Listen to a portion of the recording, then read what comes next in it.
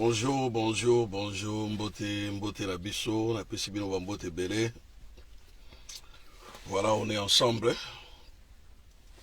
Ndenge na lakai bino toza na moins 10 minutes ya masolo. On va parler de tout, on va vraiment rapide parce que timing na vraiment ils a bien calculé. Donc voilà, na okendege na ba détail belé tena on tout droit au bi. Après aller. Alors, Baonio Sobarokota, essayez de partager cette vidéo pour na bato mususu pe bakwa kolandango. Voilà.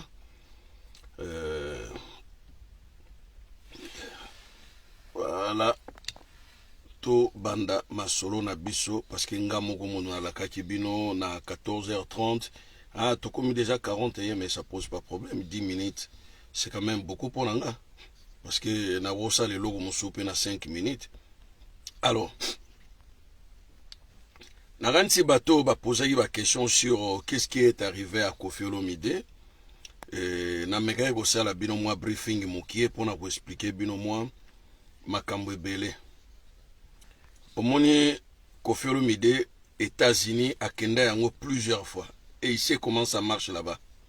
Ba américain bazana ba mibeko moko ezalaka très makasi sur tout le plan et surtout sur le plan business parce que bango bazana pays à business mbongo na bango dollar eza au devant ya ba business nyonso basalaka masikite koya ya Trump na pouvoir na nsi au monaki il avait interdit même aluminium chinoise et côte en États-Unis a tsaki ba taxi à l'état est belé pour na ko empêcher kaka bato mususu bakoka ko bénéficier te na business ezalaka en États-Unis ayi ko interdire na Huawei modèle ya téléphone wana baye ko pesa na Huawei embargo ya utilisation ya Google.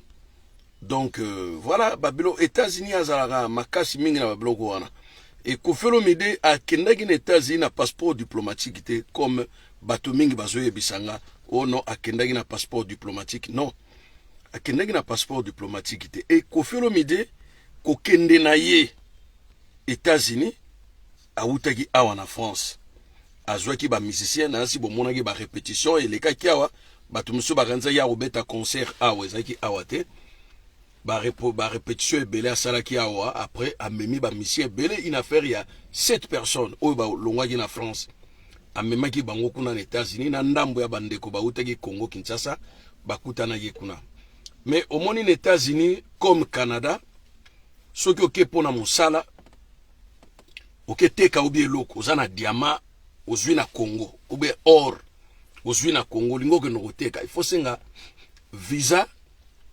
ya business ko senga visa ya tourisme te ye akei kuna kobeta concert c'est-à-dire objectif ezali lucratif donc okotisa misolo na libenga alors asalaki yango on dirait tant asalaki yango na moi quelques villes bazalaki un peu balandelaki mais bazalaki vraiment na trace na ye bien te aye kozonga pays moko ya Afrique azongi lisuku na États-Unis nde baye ko poser ye ba question na immigration pour na nino sali aller retour oyebi eloko wana ezalaka makasi mingi na immigration soki bamoni osali aller retour moko ya 2 jours na pays moko bazalaka na ba soupçon moko bo alors on lui pose la question pourquoi t'as quitté les États-Unis ou que Afrique a prozongi lisusu abino na kendaki ko signer contrat moko bo na pays moko ya Afrique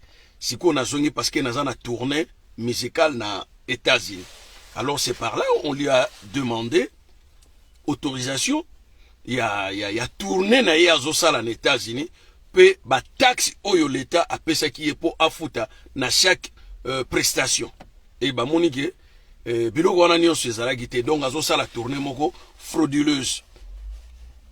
Alors ba pesiye 48 heures à quitter États-Unis yeguta za bien parce que soki ezali bazalaki bato musu bazalaki mkowana balaukaki bakofutisa yo ba taxe oyo bafutaka soki misien neso maître game sa futaki mais batiango fois 2 pour américain il s'en fout il s'en fout na l'étranger oh yaki kuno sala li kamoko respecter makambo na bango te ye kutu ba pesi 48 heures abima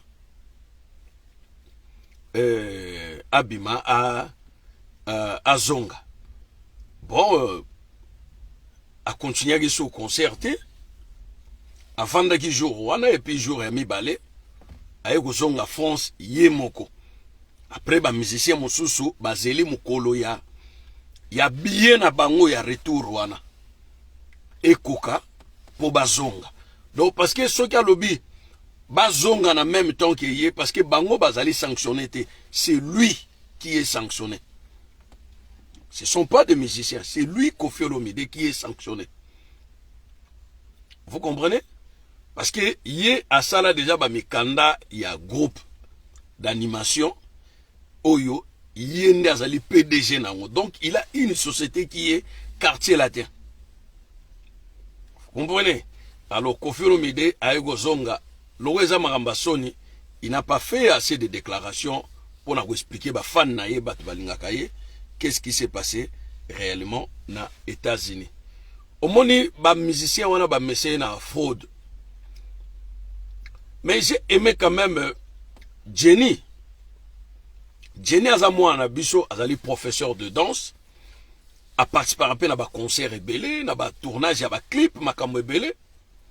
Azali na contrat moko na fali pour papa na Stade des Martyrs. Atie mikanda na mesa. Hôtel na ye, voiture avec chauffeur, plus mbongo oyo fali ya kufuta ye via nombre de jours au Agosa na Kinshasa. Ils ont signé un contrat pour $2000 américains et la fille est partie au Congo. Asali makambo na ye asilisaki jouro esili akamati nzela azongi. Vous voyez que a fouti ba taxi na ye na mbongo azoi qui plus de 10% na ye a fouti ba taxi na ye a zongi na poto a fouti les sous ba taxi na ye parce que lorsqu'on est citoyen européen à toquer à l'étranger tu dois payer tes impôts. Vous comprenez? Donc a fouti ba biloko ne nyonso a zongi ba silani ozomon ezate que batu moko ba binaka pa no bazana fiche de paye te batu moko ba yembaka pa na yo o bazana fiche de paye te tala ba biloko asalaka leki na biso nani Ferregola a signé ce contrat moko pour $15,000 Ferregola pour 6 mois yé a lobby no contrat wana e gros à la 6 mois te il faut à la plus ou moins 2 ans 3 ans ba bebanaka yaka sa ya omema fere na ba biloko ya memaka bato amema ba fali une affaire il y a 10 ans contrat moko kaka ya 6 mois mais au sali 10 ans na kati ya groupe na ye le reste du temps etali na ngo yete soko beti concert akamati moi 200 €, 300 pesio yo pe musicien ozo vivre gana matolo pesanga kabelanga ce n'est pas bien. Alors wana ezaki pona Koffi Olomide pour Gims na asi awuti koyemba nzembo moko na ebisibino na album na ye oyo bimi ya sika awa Gims awuti koyemba nzembo moko nzembo wana a utiliser ba expression moko ezali soudé na ba momoko eza kolakisa eza na toute une histoire ezali histoire liée par un général grec qui était victorieux pendant longtemps na ba guerre nyonso asala zalaïga victorieux mais à la fin il était mort parce que il avait perdu le sens d'un guerrier akomaki mutu ya ko sakana na basi misolo masanga sukana ngwa kufaki lokola nyama. Donc il compare Paul Kagame à ce général grec oyo ya époque wana eleka kala wana. Après donc à lobby que Paul Kagame est comparable à un nazi. Alors tango yoki nazi ba nazi bazali batu oyo bazalaki mingi na ngambo ya ba socialiste allemande na tango ya Hitler batu wana vraiment pona ko pinir moto bazalaki na mawate lelo kutu na Allemagne kombo ya Hitler ba pesaka moto te même Adolf na Allemagne lelo ezana moto moko te komone Adolf eza interdit na bana lelo ko pesa ye un prénom oyo ezana image ya mabe. Mais coup de chapeau na Maître Gims parce qu'il y avait longtemps, Tobandeko Senga na Maître Gims a ça quelque chose à travers sa musique, a yemba pona Congo, a lobela ba passe ezolega pona Congo. Mais vi azalaki invité na France 5, opportunité wana zwaki nde ayebisi bango kutu ba journaliste banga basala ye obiso bengaka ba booby traps ba trap nigo moko pona ko condamner ye nzembo ayembi ezali très agressif na ba parole.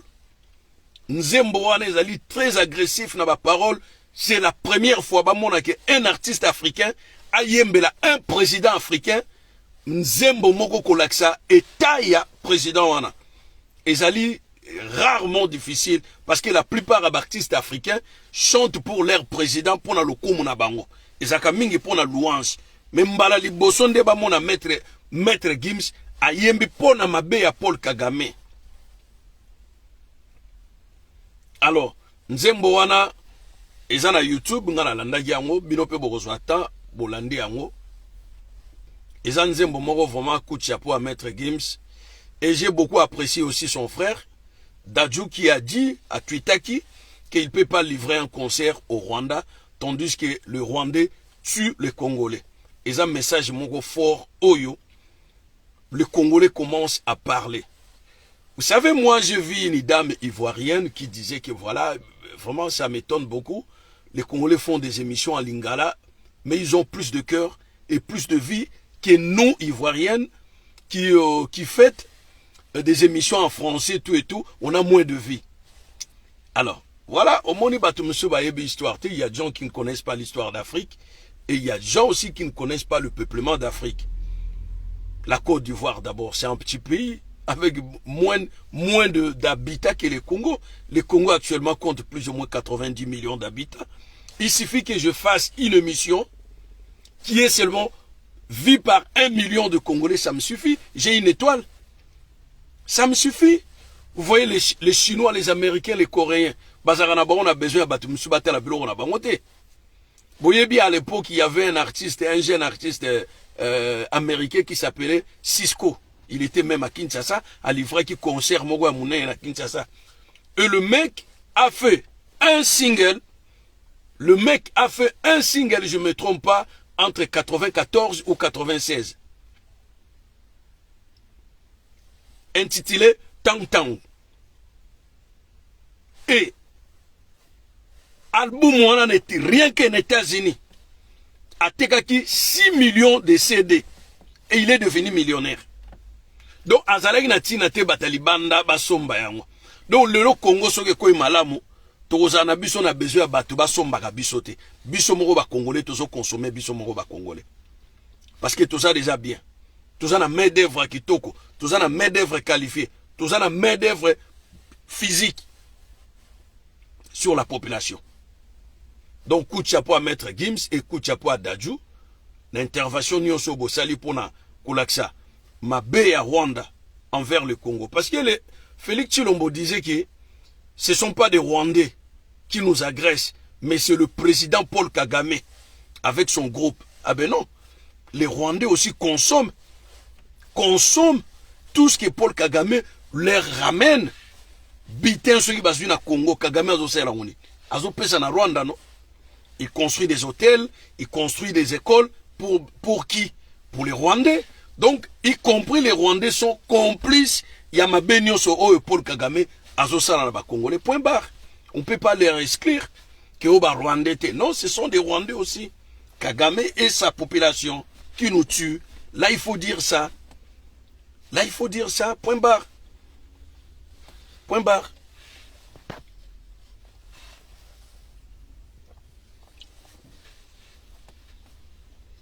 Coup de chapeau vraiment à Maître Gims, Nadadju, beau boulot. Makambouana, Oya Congo, il faut total à multinationale. Bomoni une grande société où ils ont exploité plus ou moins 80% de minerais à Congo. Grand Corps. Siège dans Lausanne. C'est une société suisse. Mais Grand Corps avait un procès avec les États-Unis et le Congo. À l'époque, tant que Kabila Mateki Bango, pourcentage y a ba quota na bango ya ba minéraux ou ya ba contrat minier. Alors société ana ba monaki magui moko boya salaka et les Américains avaient des informations pour attaquer la biso to ba ningini to ko pinir. Akenda négocier na justice américaine a fouta 1 milliard de dollars américains. Après, il y a un Congo pour na koboma moto abimisa 180 000 ya pamba. Après, si na ba Congolais, mbongo wana pe kotate na caisse à l'État. Et Grencore est toujours là, continue toujours à exploiter nos minéraux. Et Félix Chilombo est là, à ce qu'on va expliquer bichoté. Vous comprenez, si les Congolais n'arrivent pas à contrôler les minéraux, à Congo, nous perdons plusieurs milliards. Parce que lorsqu'on estime que Grencore, à lui seul, a remis plus ou moins 1 milliard de dollars dans la justice américaine, c'est qu'à Zouaka, combien de milliards dans Congo? À nous de réfléchir prématurément. Avant qu'un jour, tu regrettes que Mini Wan les a sonné l'autre côté. Parce que c'est comme une forêt, quand vous déboisez, vous ne reboisez pas. À fin de compte, il n'y aura rien. Le la forêt Amazonie, premier du monde. Mais moi, je vous dis que la forêt Amazonie n'est plus premier du monde. Et l'eau est à la soukounate. Et l'eau est à la soukounate dans la forêt d'Amazonie. Et l'eau est à la soukounate. Nous étions à la soukounate. Nous sommes déboisés. Forêt de Congo.